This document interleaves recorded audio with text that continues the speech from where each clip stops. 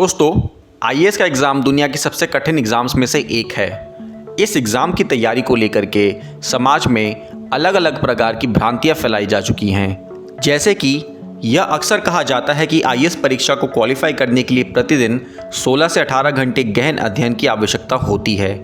एक धारणा यह भी है कि आईएएस परीक्षा की तैयारी के दौरान आईएएस उम्मीदवारों को किसी अन्य कार्यों में शामिल नहीं होना चाहिए तथा दैनिक कार्यों के लिए कम से कम समय बर्बाद करना चाहिए। आज की हमारी इस वीडियो में हम इन्हीं प्रकार की कुछ भ्रांतियों को दूर करने का प्रयास करेंगे और साथ ही एक ऐसी स्ट्रैटेजी बताएंगे जिसका पालन कर कोई भी अभ्यर्थी आईएएस एग्ज़ाम में आसानी से सफलता प्राप्त कर सकता है। तो चलिए शुरुआत करते हैं आज की वीडियो से। नंबर 1, आईएएस परीक्षा की तैयारी करने का मतलब खुद को अलग रखना नहीं है। आईएएस परीक्षा की तैयारी का मतलब यह बिल्कुल नहीं है कि खुद को बाहर की दुनिया से अलग रखा जाए। कुछ लोग आईएएस उम्मीदवारों को ऐसी गलत धारणाओं का पालन करने की सलाह देते हैं।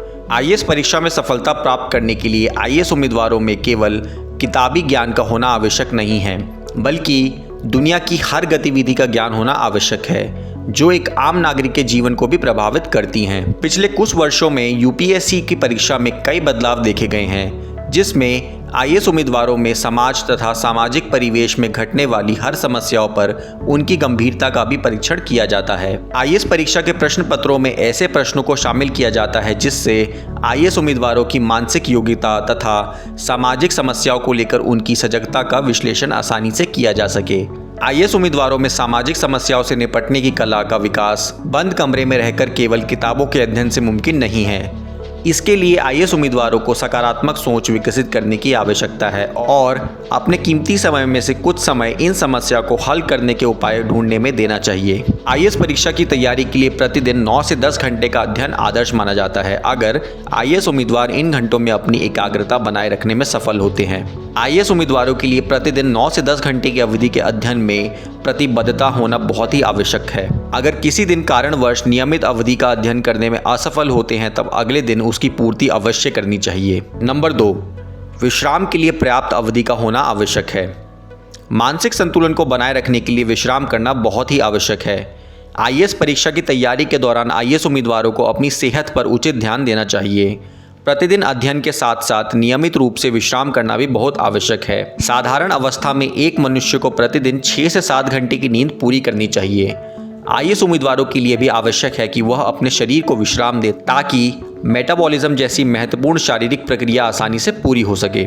नंबर 3, मनोरंजन के लिए भी समय अवश्य निकालें।